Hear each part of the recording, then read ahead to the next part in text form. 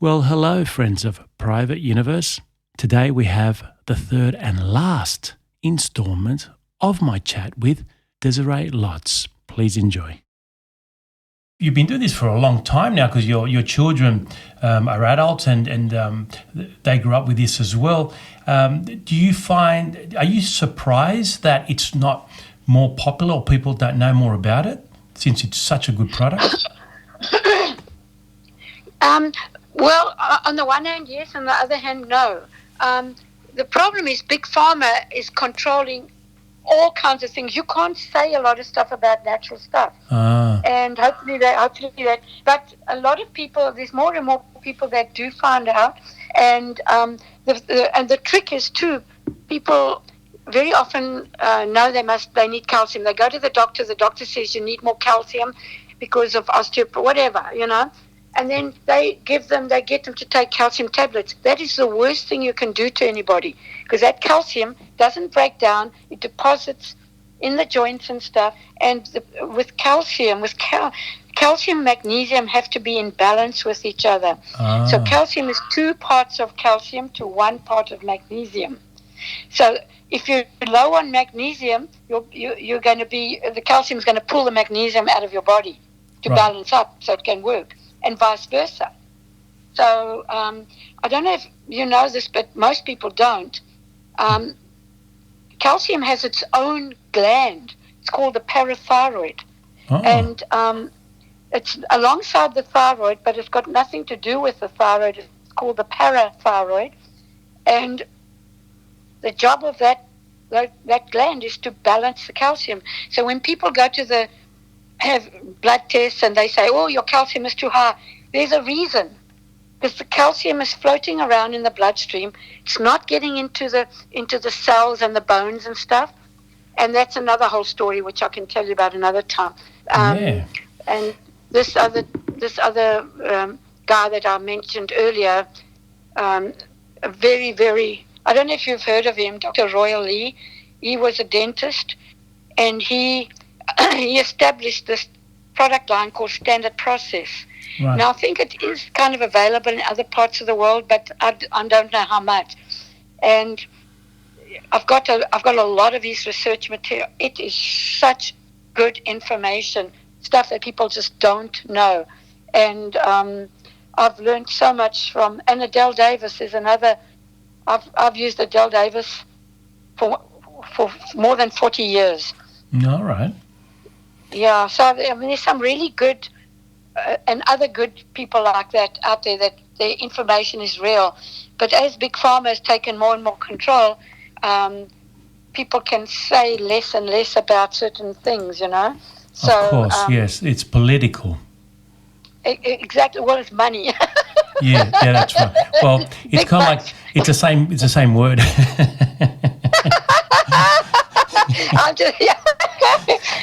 Because they don't make money. And there's not much difference between politics and money, unfortunately. But and it's not only now; it's always been the case in our Western civilization. There have been some great leaders, of course, and people that try to do the right thing. But I mean, it's we don't want to sound too cynical, but we also have to be realistic when there is a product like this.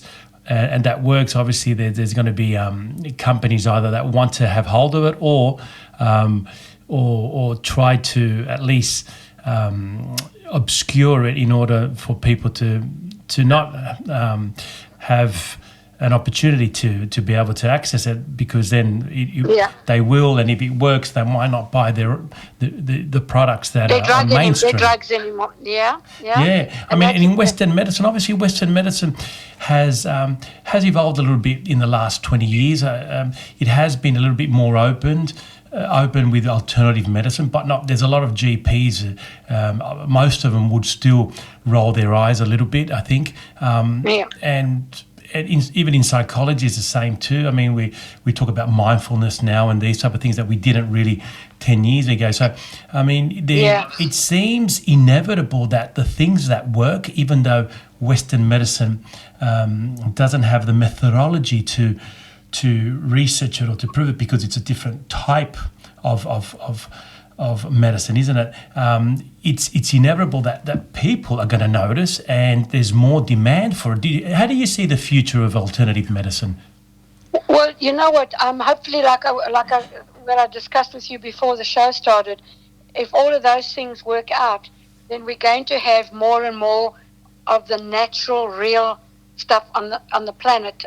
Because if you look back at traditional medicine, at the Indian tribes, at the Chinese people, at the African people, all these guys always had the solutions out of the soil or whatever. Yes. And it's been that way forever. And we need to go back to that, because that is real. And obviously, if somebody has a heart attack and needs to have an immediate whatever, that's fine. But to try and have, because I've been working with this kind of. Sometimes I kind of, my jaw drops open and I don't easily get startled. The bags that people bring me with all the medication, they take this one, then this has got a ton of side effects. Then they need this one, and then that's got its own list of side effects. And then this bag is full of medications. Yes. And even like I know some of these pharmacies with their OxyContin and Oxycodone, they're having to pay out billions of dollars class action suits because they are creating addiction of unbelievable proportions. I have a customer up in Canada, a really cool guy, and he was an Olympic gold medalist. I met him, like, I didn't physically meet him, but we've since 2007. And what happened was he had an accident, and he got put on OxyContin, and this guy's life went to hell in a handbasket. Wow. The addiction, and this is what it does. And so yes. we've managed to get him right down. He might even be totally off it by now, because he managed to get down to a minuscule dose. But the last time I spoke, it was like he was kind of at the point where he's kind of he might have dropped it all already by now. Because I've also kind of help people with that and you know, to replace, give the body what it needs, so it's not looking for that other thing, and even something that's like musicians. So often musicians and people that go to these noisy music concerts and stuff get addicted to cocaine or whatever. Yep. And what happens is when there's loud noise, that burns the magnesium up. So the nerves get frazzled. Oh, really? So they get. That's also on my site about musicians and noise. And then what happens is, because their nerves are frazzled, they got to take a snort, you know, and whatever. And it's sort of kind of. But then that doesn't last very long, because the noise is burning whatever, and the drug is not going to help. No. So it just gets worse and worse. And I don't know if you know Kate Ceberano in Australia. Yes. Yeah, I was going to do a book with her. We haven't gone that far yet. Anyway, on this particular subject with musicians, so it's a very interesting subject. It is. Yes. I mean, there's so many things incredible. I could tell you about it. You know? Yeah, no, obviously I'm very interested, because I'm very interested in music as well, and so forth. I've been in the music scene in the past and so forth, at my own level, of course, not Kate Ceberano level, but I know. Yeah, I know a lot of musicians worldwide even, and we've recorded overseas and so forth, and it would be an interesting idea, a theory that with the loud music and all the problems it creates, and because there's obviously a correlation between musicians and some form of addiction, and so it would be interesting for you to look at that, and for me as a psychologist to be able to also to give my 2 cents as well, because it's a very interesting subject matter. Yeah, and the thing is with this particular subject, because when I spoke to Kate several years ago when we were discussing it, the thing is the way it is approached, we have to be careful, because if you say it outright, it makes that person wrong. And very often, musicians and stuff are emulating some hero of theirs in the music. So let's say some famous musician was a druggie, and he was good, and he made lots of money, and this guy's kind of like, that's his idol kind of thing, and he's following that. So there has to be a clever way to approach it without, it kind of has to be a little bit kind of subtle. Right, okay. But that we could discuss that. The approach is to be in such a way, but I can always connect with you and Kate Severano on this and see how we could approach it. That's right. I mean, I'm sure there would be interest within the industry as well. And for individuals, it's interesting if they do get into certain industries, and what the negative and the positive sides of it, and how to relate, but also how to protect themselves from certain things happening. So that would be a wonderful thing that we can obviously discuss and hopefully plan towards the future. There's so much, isn't there? The human body and the mind, of course, is so complex that we're still continuing to learn. And what you've provided us is incredible insight that I had not much knowledge of. Right. My basic philosophy is, my basic purpose is, I'm going to read it to you because I've got it here on my wall. Excellent. My purpose in life is to help people with their bodies, so they get attention off them and outwards on the world around them, so they can have fun and play the game of life.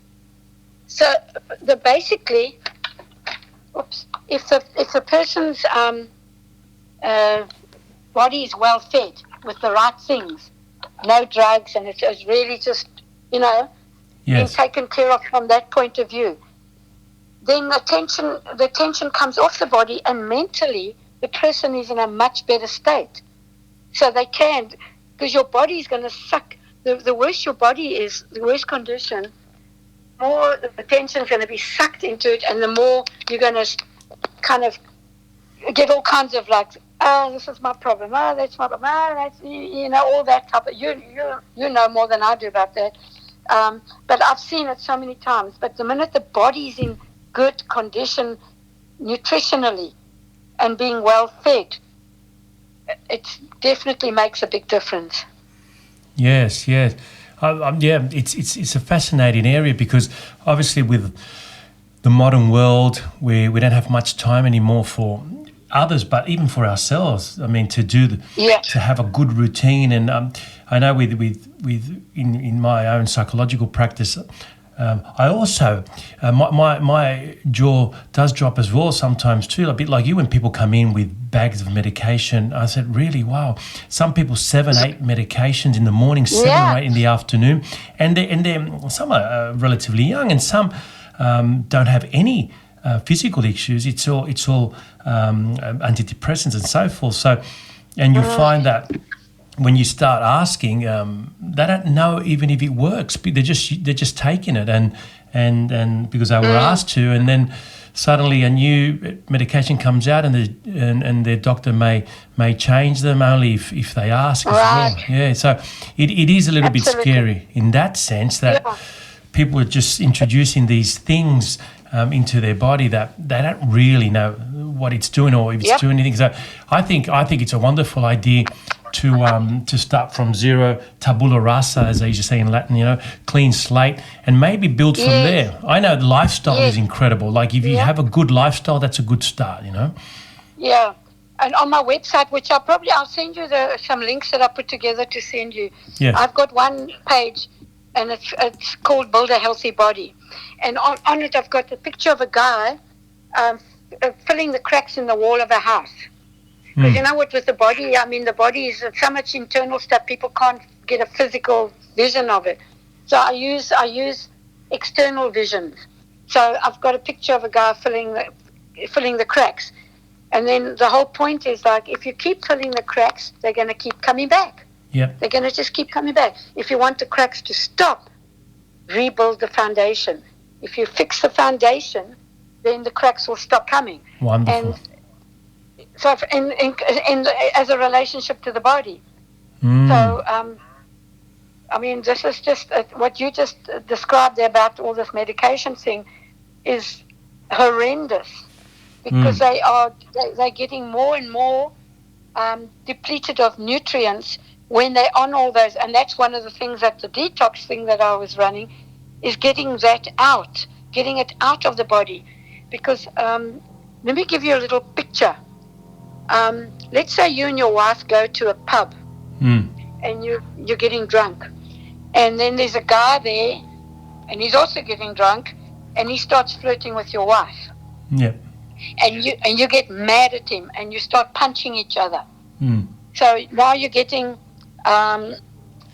whatever, drunk, plus you're now getting impacts. Okay. So now you go home and a couple of days later you are at work and you haven't eaten, so you're hungry, so your blood sugar's down, you're feeling upset and emotional and blah, blah, blah kind of thing. And you start to feel angry because you were angry with. So all these toxic particles, what happens is the body can get rid of a lot of it just naturally. Yes. But there's a lot of it the body can't cope. It's just too much overload. So what happens is the body's clever mechanism is to coat that drug, that alcohol particle in fat and deposit it in the fatty tissue. So now it's all these particles with all these chemicals and all these things are in the fatty tissue. But now you're sitting at work and you're hungry and you start to feel angry. And what happened is the body pulls on the fat for energy. So it pulls out this piece of fat, and that piece of fat just so happens to have that alcohol particles in it, And you start to feel angry and pissed off with your wife, and you want, punching, you want to punch somebody, blah, blah. All the similar scene. So this is what happens with people all the time. The body releases this because you're tired or hungry or upset or whatever, and it pulls out this in the fatty tissue, comes into the bloodstream. That particle is there, like LSD, for example. The person has a high. Suddenly, 20 years later, he can have a high for no reason, for no apparent reason. Sure. So I suppose the moral to the story is don't go to the pub with your wife.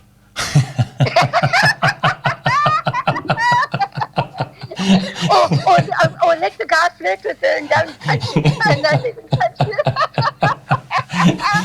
Exactly.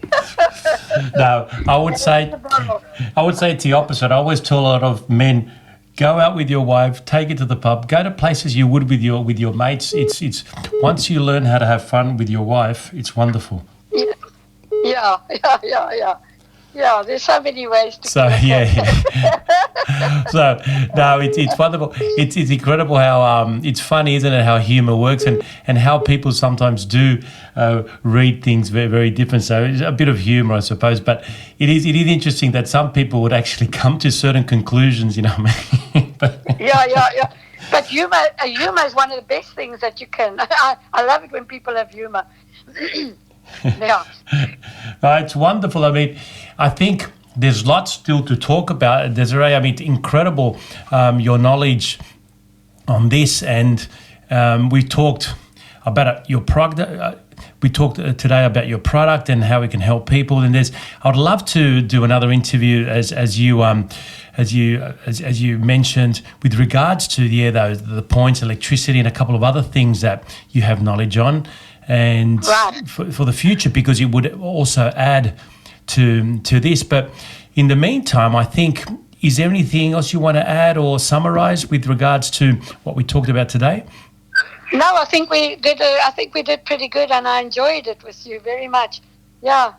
Yeah, I did too, and it's incredible. We've been speaking for an hour, isn't it? And absolutely incredible how time flies when you're having fun. So. Yeah. And please remind me next time too to talk to you about weight loss. Okay, sure. Excellent. Yeah. No, that's wonderful. Yeah. Yeah. Well, I enjoyed this so much too, Carlos. It's yeah, great. yeah. No, me too, Desiree. I think there's you've got a lot of experience, and you've done a lot in your life, and you've travelled. You're not only someone with theory, you're also someone with experience, and that's so wonderful to. And for me, it's a privilege to have you on my modest little podcast. So thank you so much for your time. Oh, thank you. Yeah. Thank you so Same much for here. your time. You're And welcome. you take care, okay? Okay, you too. Okay, I guess you're going to go to work now, and I'm going to bed. That was a lot of fun indeed. My chat with Desiree Lotz. Very informative. And please, if you wish to purchase or have a chat to Desiree, you can contact her through email, which is at the bottom of our link to the episode, and also her website. Thank you very much. Bidding you farewell for now, of course, from Private Universe. And never forget that existence is a miracle.